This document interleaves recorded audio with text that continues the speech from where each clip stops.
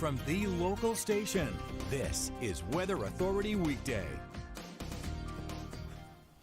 Hello, good Thursday on this Weather Authority Weekday. I'm meteorologist Mark Collins. Michelle McCormick here with you. Holding down the fort here, and we are looking at ideal weather. What a great way to have a send-off. Yeah, for I know. me. Yeah. Boo! No, don't make me cry. That's again. all right. No, it's all just straight weather forecasting here because we were talking about weather on my last day here at Channel 4 and take a look at the great weather that we're seeing just out there. beautiful. I mean, it does seem like fall started a little sooner than It did.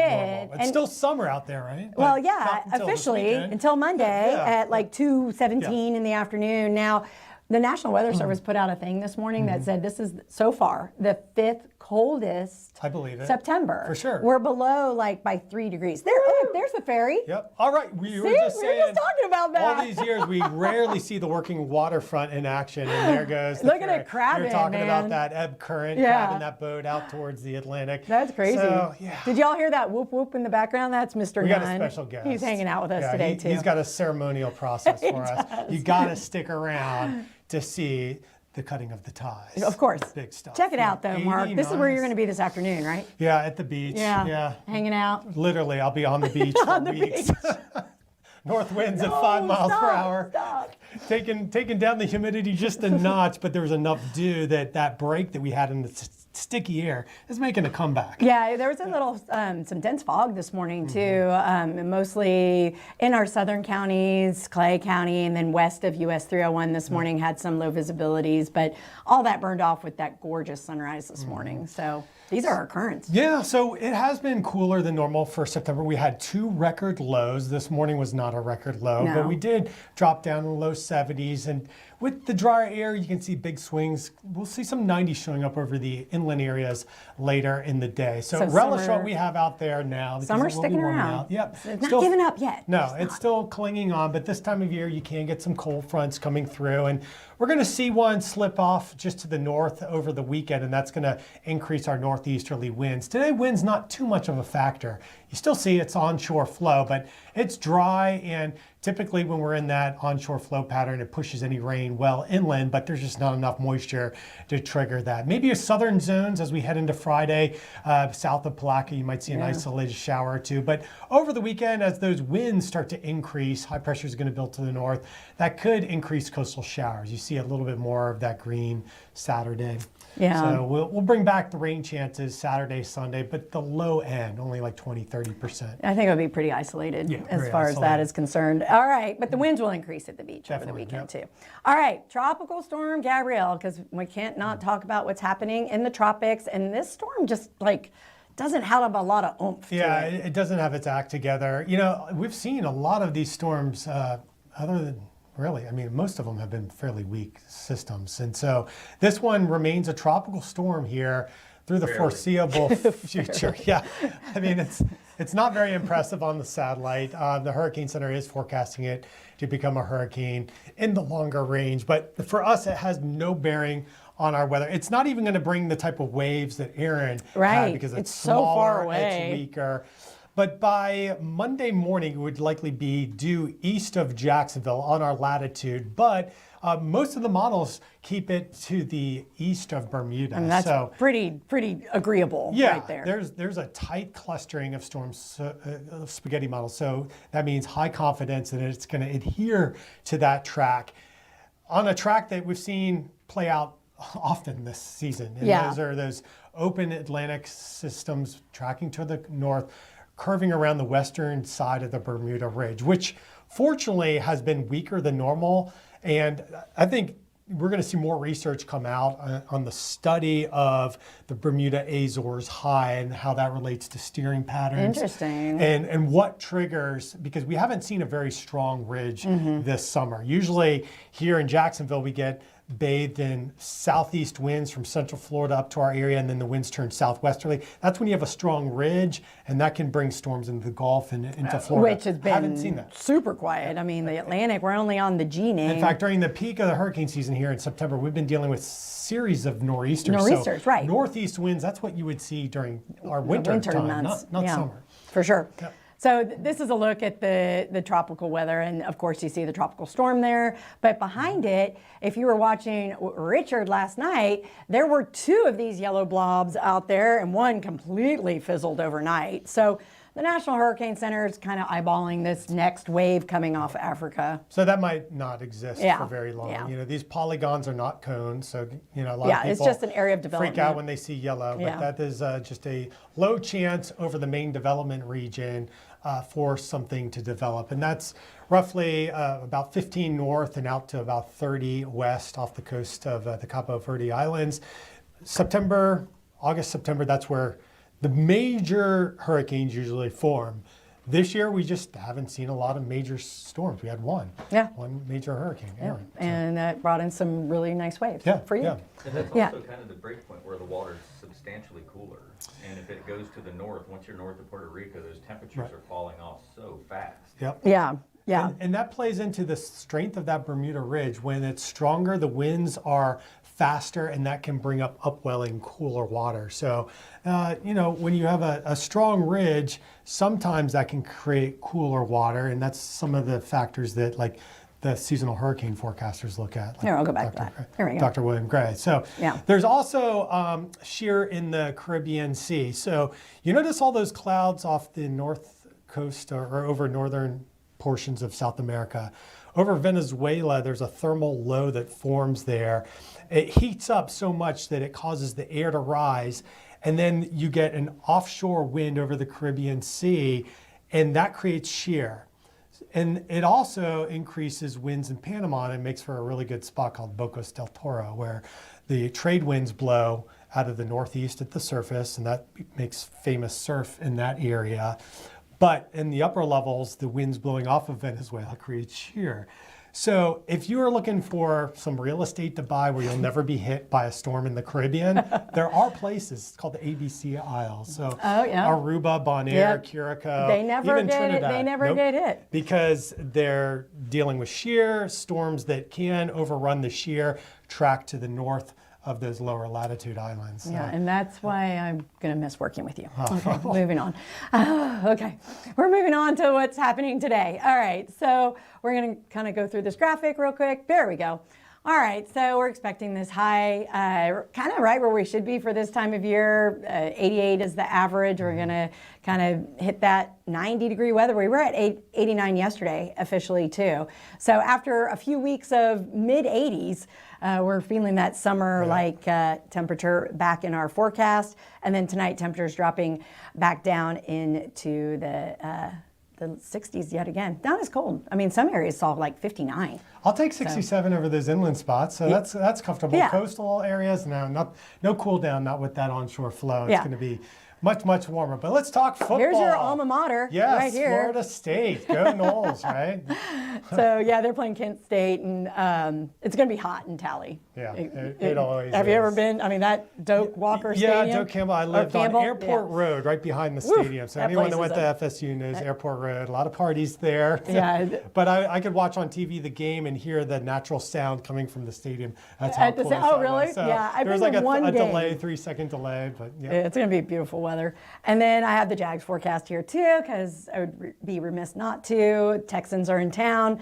Isolated showers are possible. Hopefully nothing like we saw opening day weekend when they had a couple lightning delays that postponed the game for, like an hour and a half.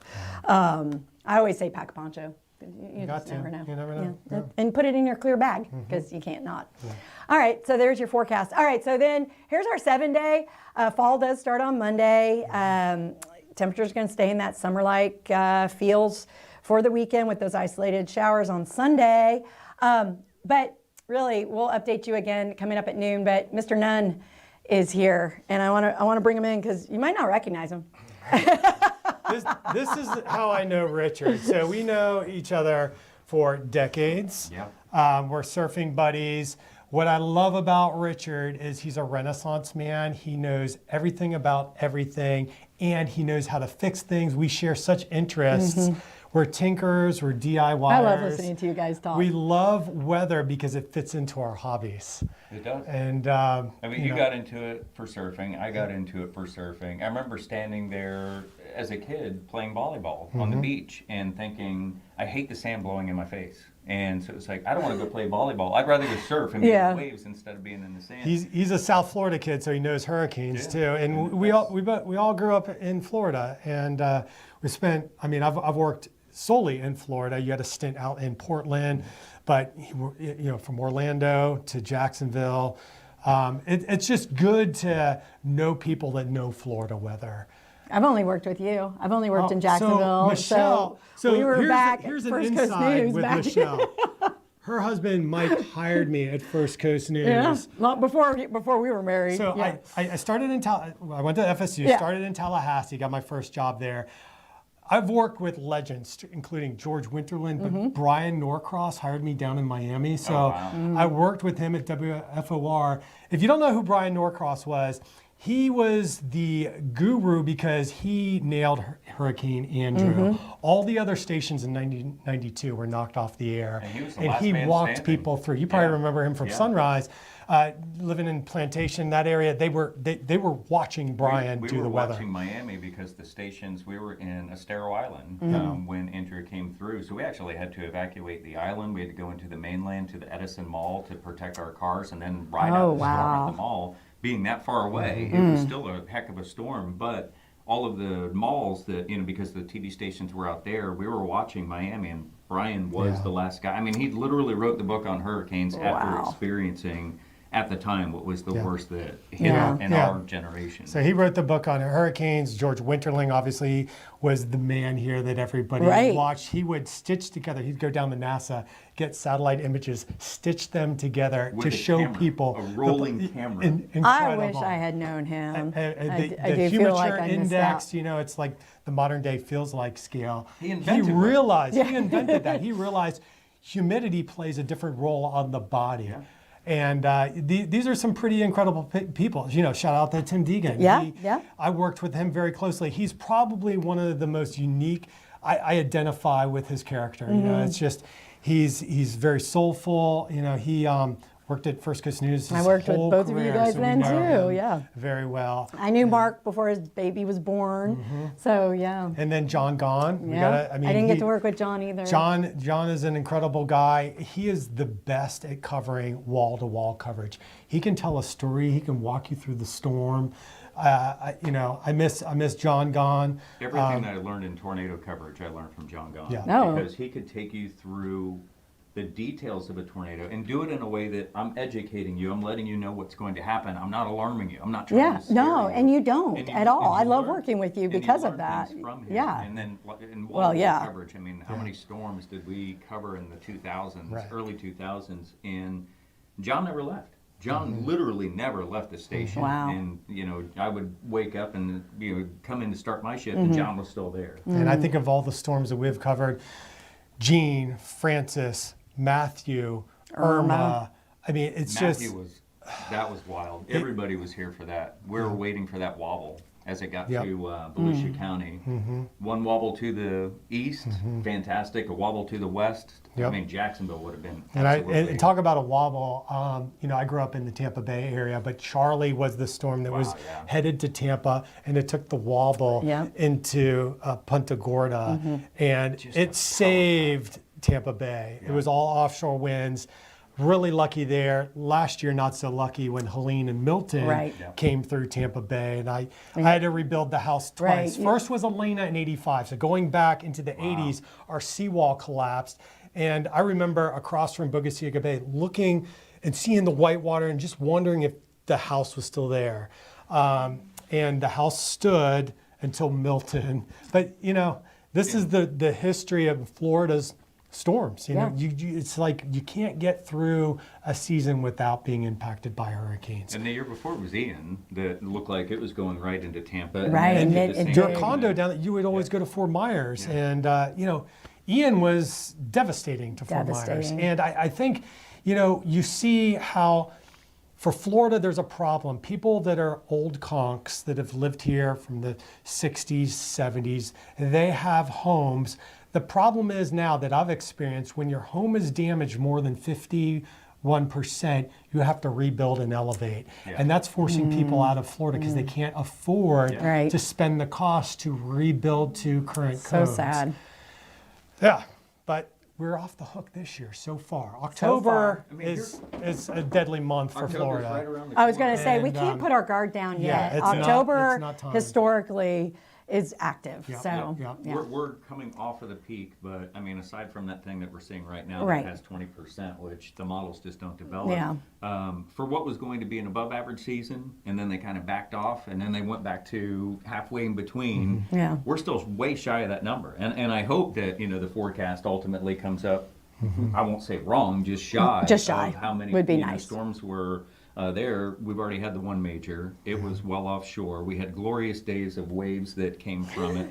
But you guys were talking about that onshore flow. Yeah. I mean, for us to start the northeasterly regime that we've seen So in early. September, yeah. it's been great for our weather. It's kept us, what would you say, top 5 of being cool for the Yes, month? for I mean, September so that's- far. We that's were 7, fantastic. now we're 5. That's So amazing. yeah. That's amazing. Waking up to these 60-degree mornings. hasn't No hurt one feelings is at all. complaining about that at all. Yeah. What are you doing with those scissors? This is the part of the ceremony. This isn't cutting ties as in friendship. This is just simply getting rid of these silk-laden weights that we have to wear Yeah. because somehow I don't want to be wearing a tie, so we're going to cut ties here. And this is a new tradition. We saw the scissors, and I'm like, Richard, can you By cut the this way, tie off of me? This is also a relic. Jody. Who's- She's Now over it's at Jody, JDA now. yes. So if you're Thank watching you, the stream, Jody. Jody, we're going to use your scissors to snip the tip here. All right. Oh, these are sharp. Look at that. Woo! Get rid of that dead Souvenir, weight. souvenir right there. We should just pin it. Mark was here. But yeah, the cutting of the ties after 10 years. This is our last podcast. Bam. All right. Oh, that's a good place for it, actually. We're I gonna. will live in perpetuity. Yes. There we go. That is awesome. This is our streaming studio, and we have Awesome. Francine, our producer, in here today too, helping out. And they not only use this for the Weather Authority Weekday show, they use it for the Friday Night Lights. So that tie is going to always be a part of this room. I like the look. I think Giorgio Armani was like this style. You know, it was skinny ties Isn't one that time. like Pee Wee Herman? But I think Didn't this he is have, the like, new weather short look. tie? All the kids in Miami are going to start doing that now. You just started something. Totally. Right on, Richard. Michelle. No, I'm going to All cry. right, we'll do Don't breakfast make me sometime, cry. all right? Let's go and get some breakfast. Okay. Bye. See why every day more people are choosing News4JAX, Northeast Florida and South Georgia's #1 source for local news.